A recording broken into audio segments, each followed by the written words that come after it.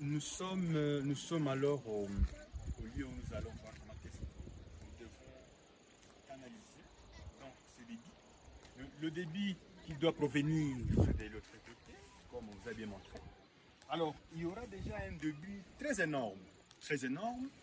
Alors, nous avons vu comme ce puisard va collecter autre quantité provenant de ce quartier, voilà, 16, 11 et autre chose. Maintenant, on a vu donc faire la réhabilitation, c'est très bien, et encore augmenter la section, oui, la section, pour assurer les bons écoulements. Et à partir d'ici, on va voir comment est-ce qu'il faut construire l'étal, qui doit permettre aussi aux piétons et véhicules pour la meilleure circulation et pour le meilleur passage. On va arriver à ce point, arriver à ce point, ça va, ça va, ça va. Comment allez-vous? Vous allez bien? D'accord, bien, bien. Et puis à ce point, nous allons voir comment qu'est-ce qu'il faut construire. Hein? Donc la rétention ici, comment retenir le débit qui doit provenir de l'autre côté, parce qu'il y aura vraiment un débit très énorme, vous savez la quantité pluviale. Bon, et puis voir comment est-ce que nous allons dévier la quantité d'eau. Pourquoi la dévier?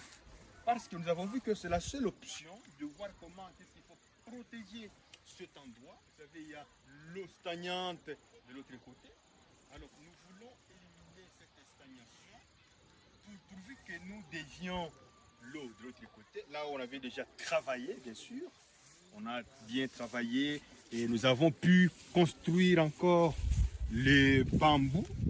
Oui, oui, environ 9500 bambous, bien sûr, pour la meilleure protection. Voilà, pour la meilleure protection, une fois poussé et grandir. Ça doit bien assurer la sécurité. Voilà, la sécurité et la population vivra vraiment à l'aise. Voici là où nous avions travaillé.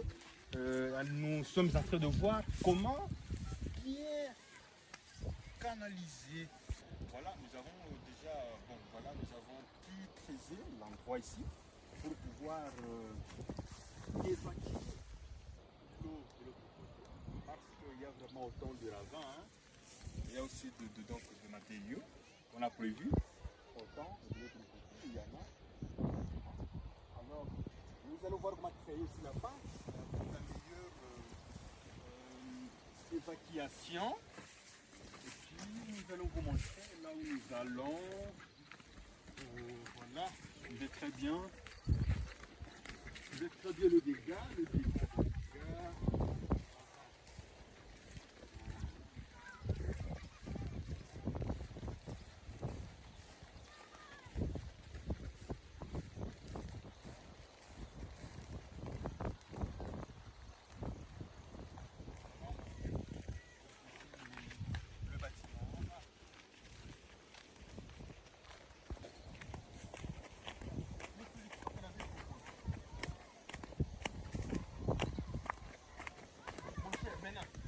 La solution que nous allons faire, c'est laquelle?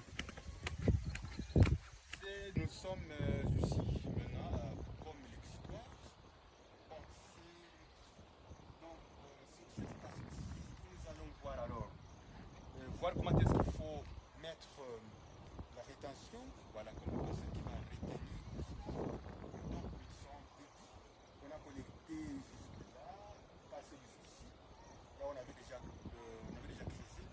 Vous allez voir comment est-ce qu'il faut mettre la section circulaire. Pourquoi? Parce qu'on a vraiment c'est la meilleure. C'est la meilleure au pousser de l'eau, à la pression de l'eau.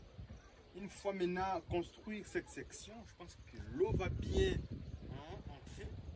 Et puis, voilà, mais d'autres solutions. On a vu laisser seulement l'eau comme ça écouler sans que nous construisions l'endroit convenablement. Ça risque encore de se démolir. C'est pour cette raison maintenant on a adopté la meilleure solution de voir comment utiliser des tuyaux à plastique. Voilà, tuyaux, plastique, polyéthylène à haute densité. Parce qu'on a vu que ces tuyaux sont vraiment flexibles. terrain où il y a donc le glissement, l'éboulement, là nous allons bien quand même souder convenablement et voir comment faire passer l'eau hein, jusqu'au lieu que vous remarquez très bien sûr. Comme ça, maintenant, l'eau va bien couler et voir comment faire un système de grillage hein, pour bien filtrer.